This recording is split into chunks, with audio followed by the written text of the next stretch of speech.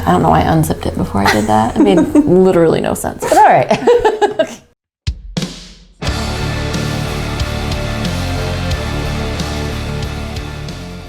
Hey, it's Megan and Sue, the Spine Breakers. And today we are going to do a January of 2021 wrap-up. Yep. Yes. And while we do that, we're going to drink Scale of Complexity Sabro, which is the name. I'm not sure. I don't know. I have no idea. By Four Hands Brewing. And it's an IPA with notes of tangerine, coconut, and stone fruit. I don't know what stone fruit is, do you? Nope. Nope. Sure don't. Well, we're about to taste it, whatever it is. Cheers.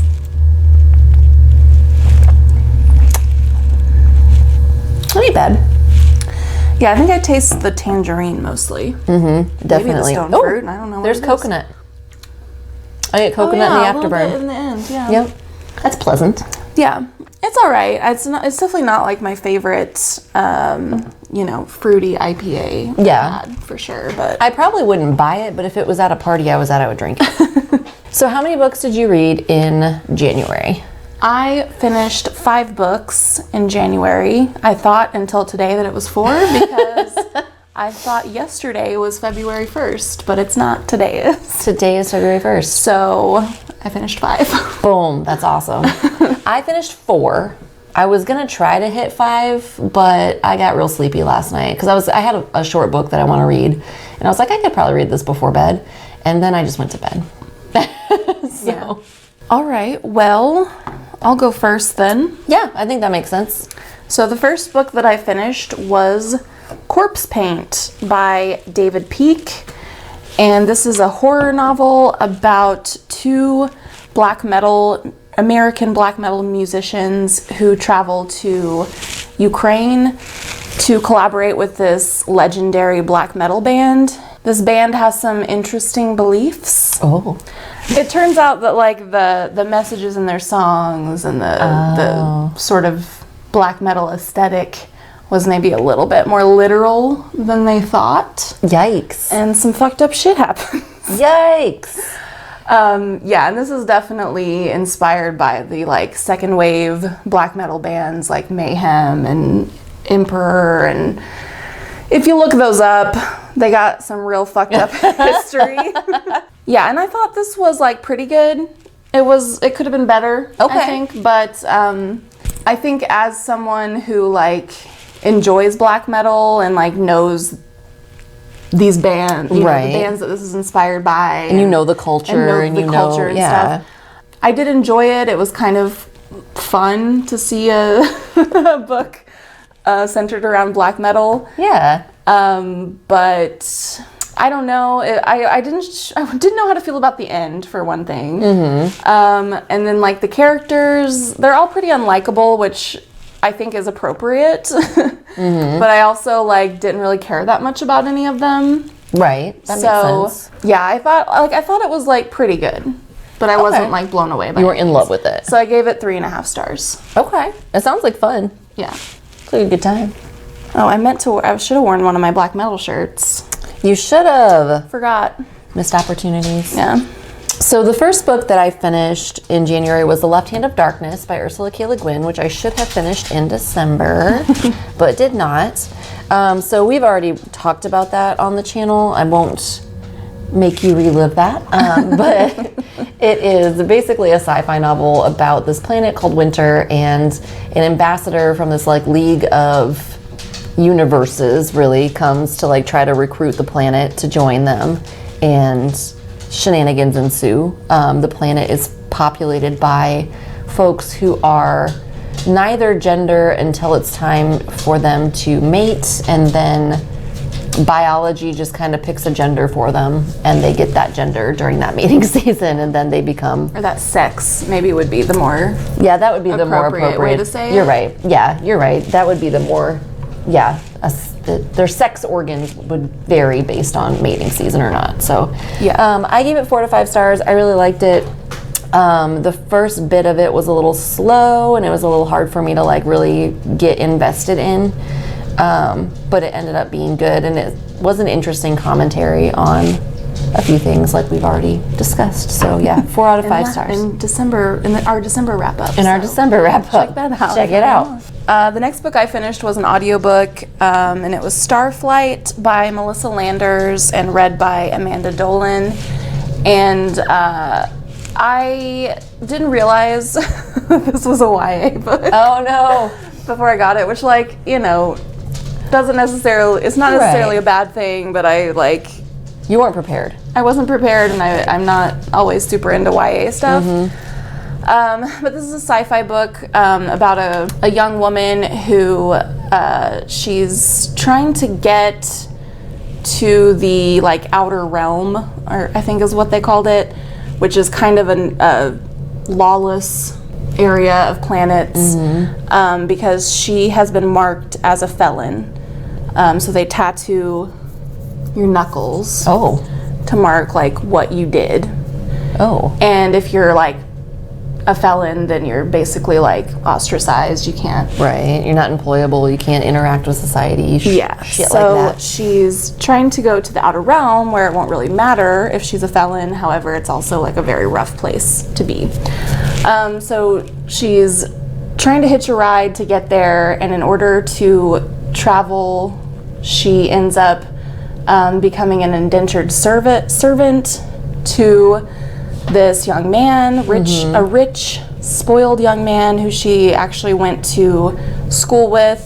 And then they end up, some shit ends up happening with his father and his company, and then they're both runaways. Oh shit. And so they end up kind of teaming up. And this book was this book was pretty mediocre for me. For one thing, this dude is horrible to her at the beginning. Yikes. He treats her like shit.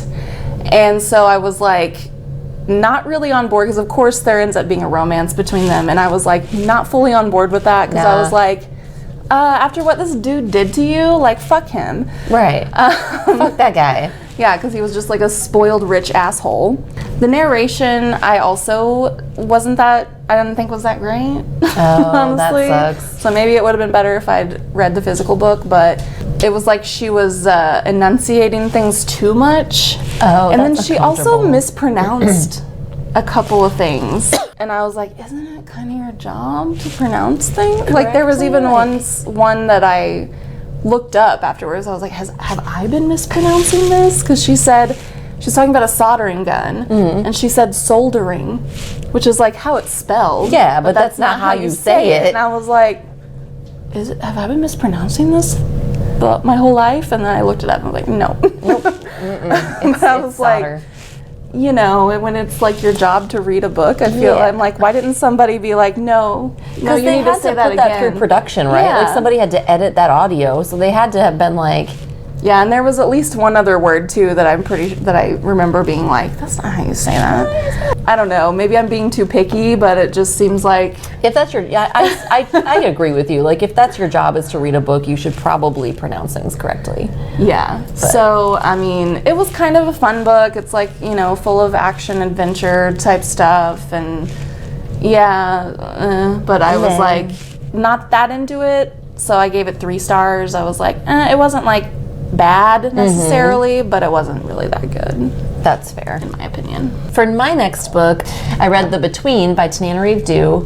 I love Tananarive Due's works because I feel they're just very, I don't know, she writes horror really well, and she writes diverse types of horror, because she writes horror that is atmospheric, but then she also writes she has some zombie short stories. So I really like the versatility of the horror that she writes.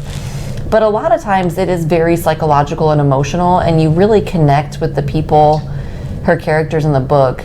And so I feel that makes the stories even more real and even more haunting, because you do become connected to these people and invested in the outcome. Sorry, that was a broad statement about all of her works. But this book in particular was about a man who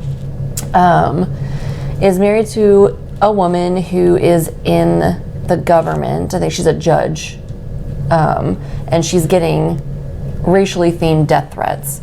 And when this happens, he starts to experience some strange things, and he is not really sure what is real and what isn't. And the people around him begin to question his sanity. So I don't want to say more about it than that because I don't want to ruin it. But this book was trippy as fuck. And it was just like brilliantly done. It never felt disconnected to me. It flashes back and forth between like what's reality and what's not, and he's in this moment and then now he's back here, and it never felt disjointed or disconnected. The ending fucked me up. I don't know how I feel about it. I feel like on one hand I feel like it was appropriate to the story and like make sense for the story, but on the other hand I was really hoping it would go differently for them, because I wanted the characters to like have, I got invested. I wanted them to be happy. Yeah, so I gave that 4 out of 5 stars. I don't really know why I didn't give it 5 stars. There was a lot it was a lot. Yeah. But it was intense. A lot to process. It was a lot to process, but it was really intense, and like I love stories that are what make you question what's real. Like as you're reading it, you're like, the narrator's unreliable, but also there's so many things that pop up that you're like, wait a second, that can't be true if this is also true, so what's reality? And I really like stories that do that, and I think that story did it very well, so I liked it. Nice. Next, I listened to another audiobook, and it was I Want to Be Where the Normal People Are by Rachel Bloom, and it was narrated by the author. And Rachel Bloom is an actor / writer / producer, probably. She kind of does it all. And she did the show Crazy Ex-Girlfriend. If any of you watched that, if you haven't watched it, I highly recommend it because I loved it.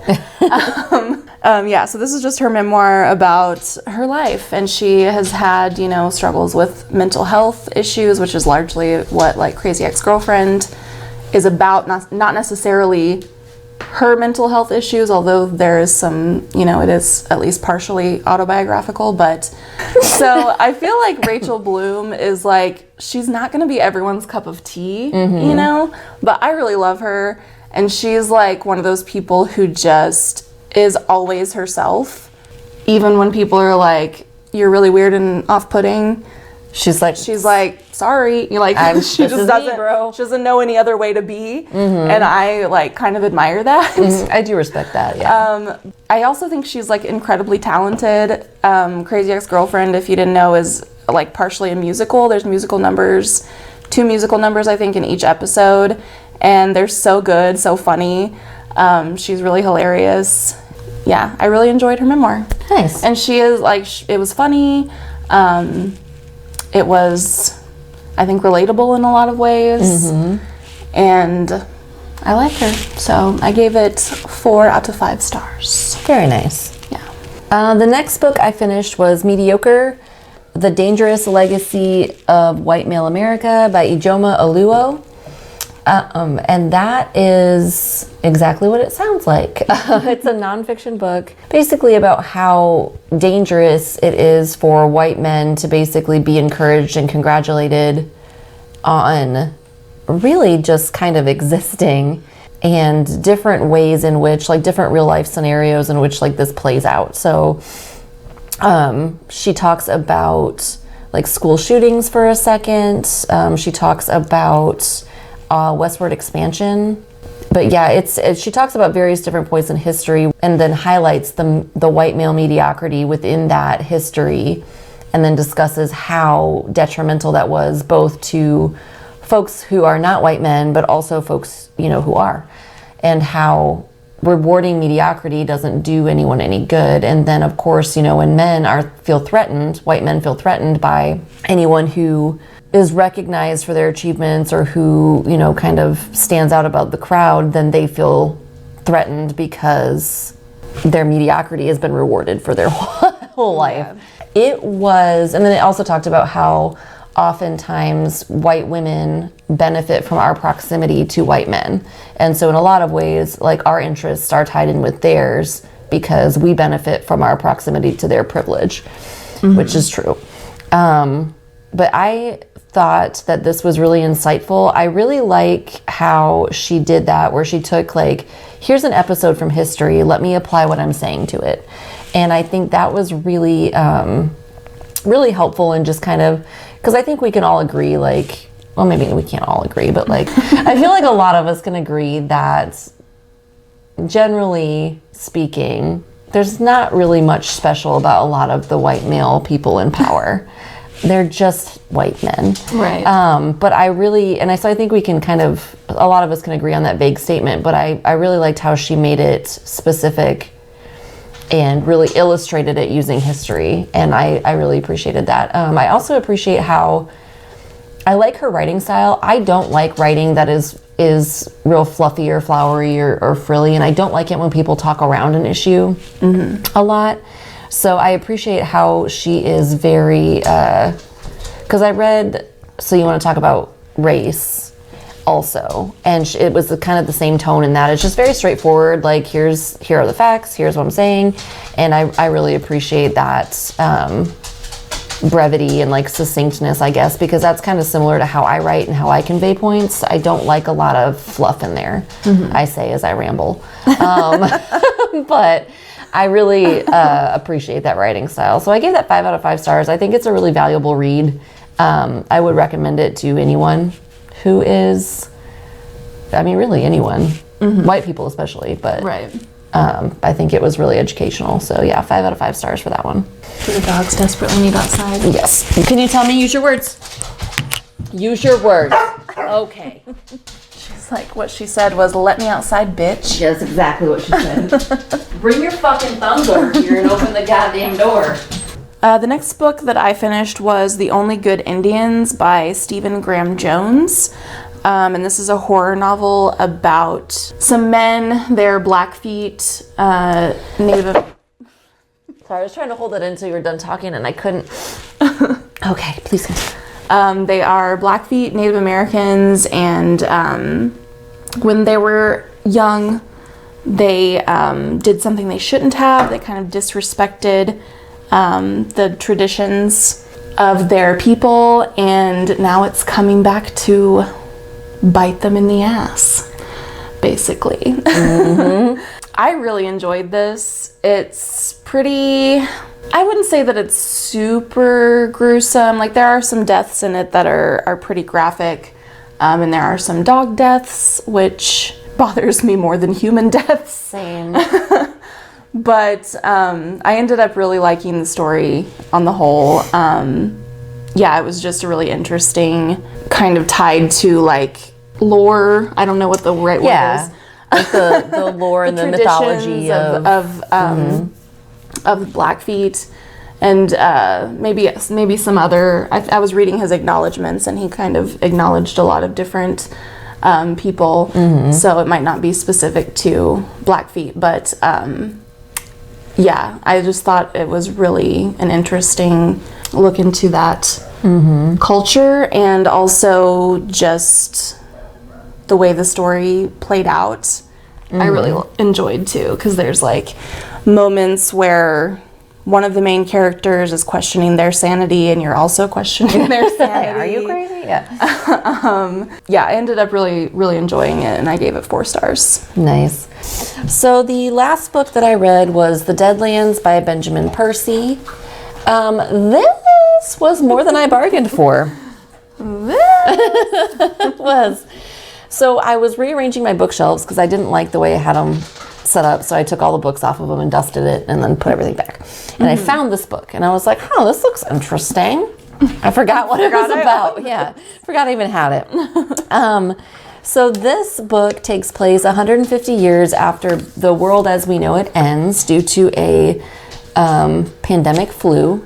And during that pandemic, 150 years ago, the city of St. Louis erected these huge walls to keep infected people out and hopefully keep the illness out.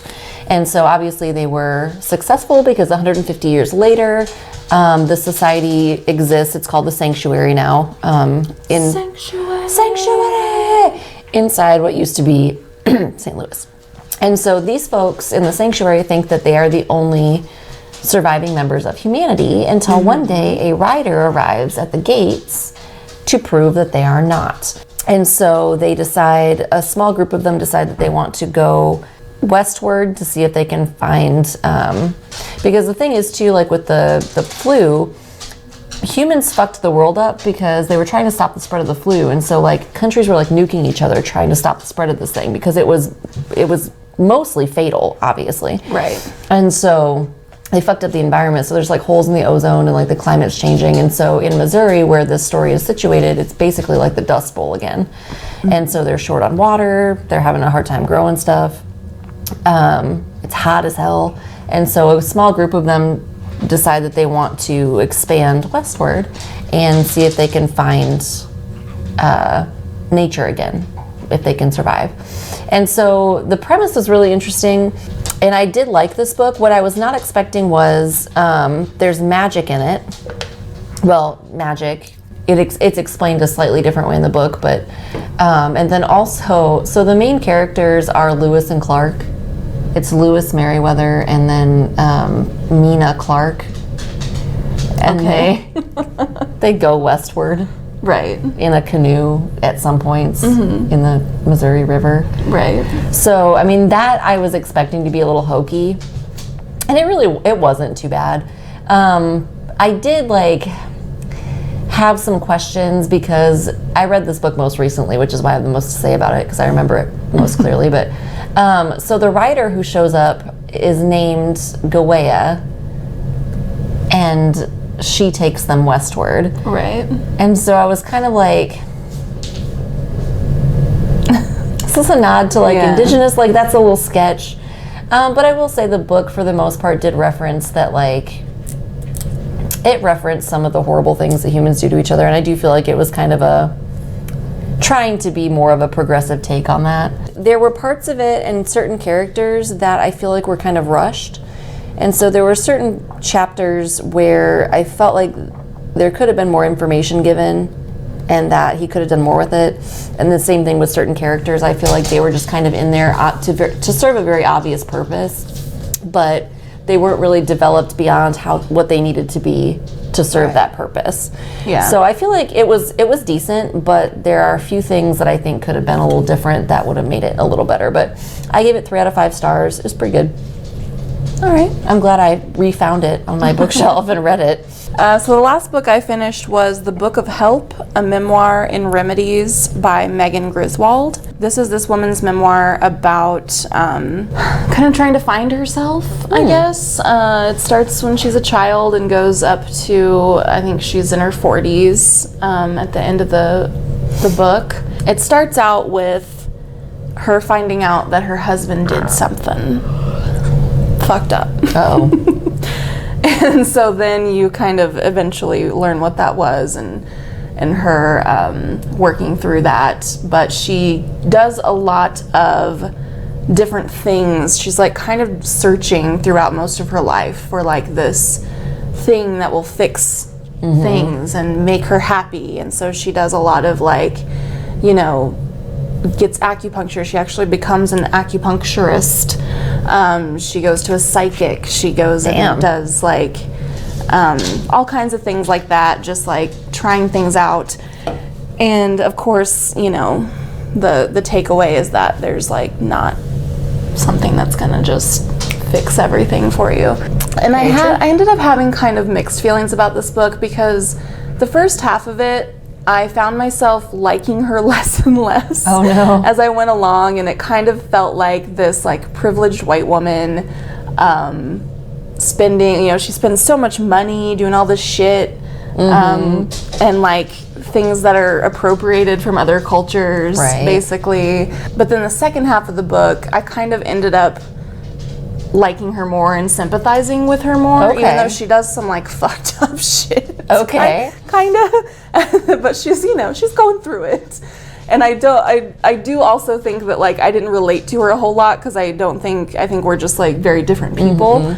But I sympathized with her a lot more by the end of the book than I did at the beginning. And she does like very briefly acknowledge that like a lot of these things she did were appropriated from other cultures, that white people, because I mean... But so like why did you do them? Yeah, well, I mean, you know, we grow, we learn, and so I think by the end of the book she had grown. Right. And she also definitely acknowledged that some of the stuff she did was like fucked up.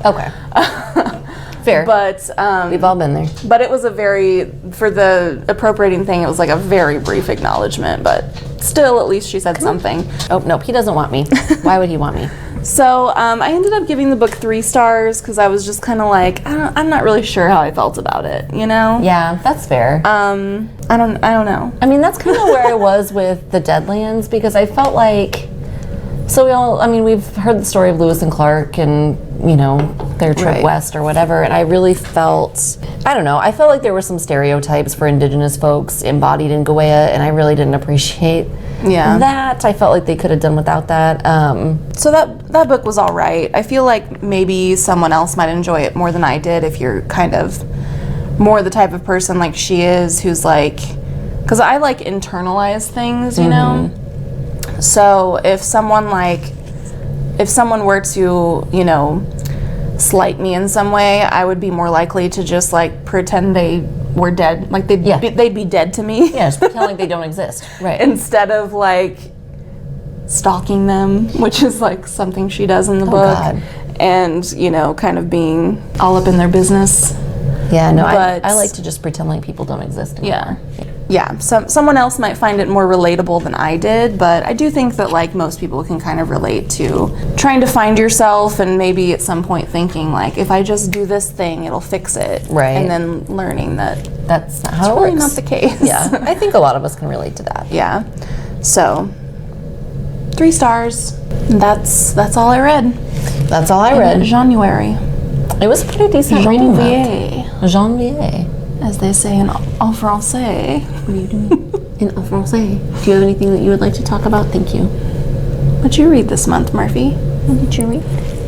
I read How to Get Away from My Smothering Mother by Murphy Lee. Yeah, this beer's all right. It's all right. definitely not a favorite, No, not a but fave. it's okay. It's decent. It's drinkable. I do like the can. Yeah. The coconut aftertaste is interesting. I feel like it kind of dulls over time. Like the more that I've drank this, the less I notice the coconut. Now I feel like I have a very like bitter taste. Same. In my Stone back fruit. of my tongue. Goddamn stone Is fruit. that that stone fruit? I do love this purple tab though. Yeah. It's like a nice, pretty nice. purple color. And apparently this pairs well with soft cheeses and grilled meat. And if you keep growling at your food instead of eating it, I'm going to make you into grilled meat. Uh-oh. He's like, oh, you're just saying how much you don't like to read about dog deaths. And here you And are. now you're threatening to kill me and eat me. It's like, Sarah McLachlan, do you What see what the I put fuck, up with? Mom? She's doing this on film, Sarah. Sarah. That's what we read in January. Yes, so let us know if you've read any of these books, what you thought about them, and also we'd love to hear about your Januaries. How did you do reading-wise? Did you read anything for if you got it, read it if you're participating? Because I did not. I did. Woo! So, I could probably count 1 or 2 of what I read if I wanted to. yeah, I'm sure you could. Maybe. I don't Maybe. know. I'd have to I look. also thought this would be nice to start my rainbow with because it's nice and blue. So, but yeah, just a reminder also that we are doing our first If You Got It Read It Live show. 2021 live show on Friday, February 5th. This Friday. This Friday at 7 p.m. Central Standard Time on YouTube. So if you want to join us, please jump in. We're just going to have some beverages, alcoholic or non, whatever Yeah. your jam is, and talk about what we're reading for Ijiri 2021. Yeah. And even if you're not participating in that, Come hang out with us. hang out and tell us what you're reading anyway. We usually just kind of chat about whatever during our live hangouts. So just come and join us and hang out. It's a good time. Yeah. Murphy, do you want down or something? Oh, God. You take your mic with you? Let's close her out. Yeah, so thank you for watching. And we will see you next time. Bye. Bye.